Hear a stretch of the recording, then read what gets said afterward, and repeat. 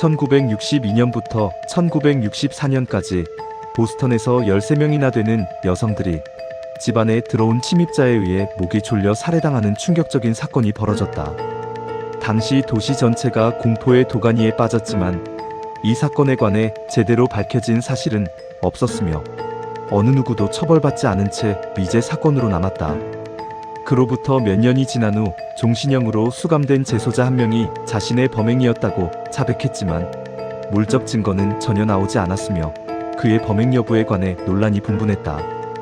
당시 2명의 열혈 기자가 팀을 이뤄 여성에 대한 편견을 무릅쓰고 사건을 취재하였고 29편의 연속 기사를 실어 경찰 당국을 곤혹스럽게 하였다.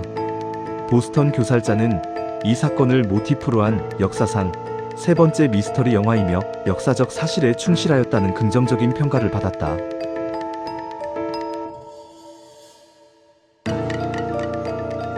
이 영화는 실제로 일어난 연쇄살인 사건을 모티프로 하고 있지만 주인공은 형사도 아니고 용의주도한 살인자도 아니다.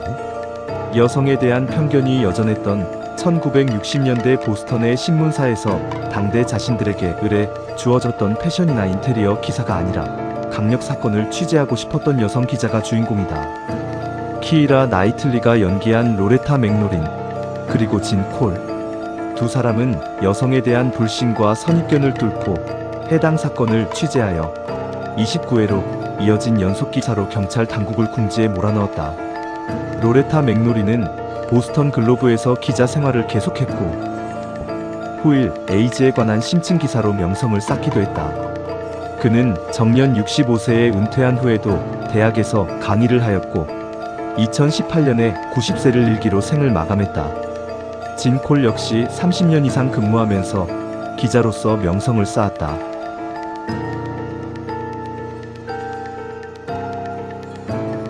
(1968년) 영화에서는 토니 커티스, 2023년 영화에서는 데이비드 다스트말치안이 연기했던 엘버트 데살보를 많은 언론은 보스턴 교살자로 묘사했다. 하지만 그의 범행 여부에 대해서는 여전히 논란이 뜨겁다.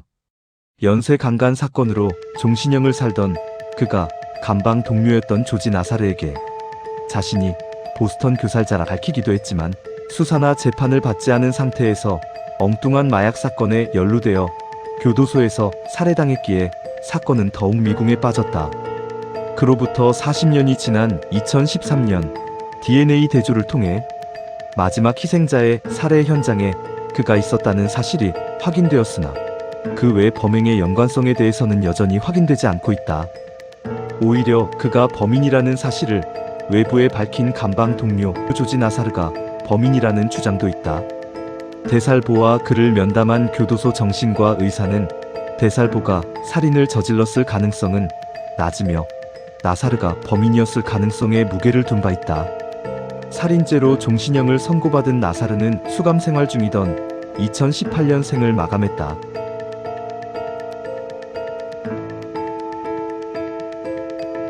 (1960년대) 초 CCTV도 없고 법의학도 발전하지 않았던 시절에 일어난 연쇄살인 사건이라 범인은 여전히 오리무중인 채 콜드케이스로 분류되었다.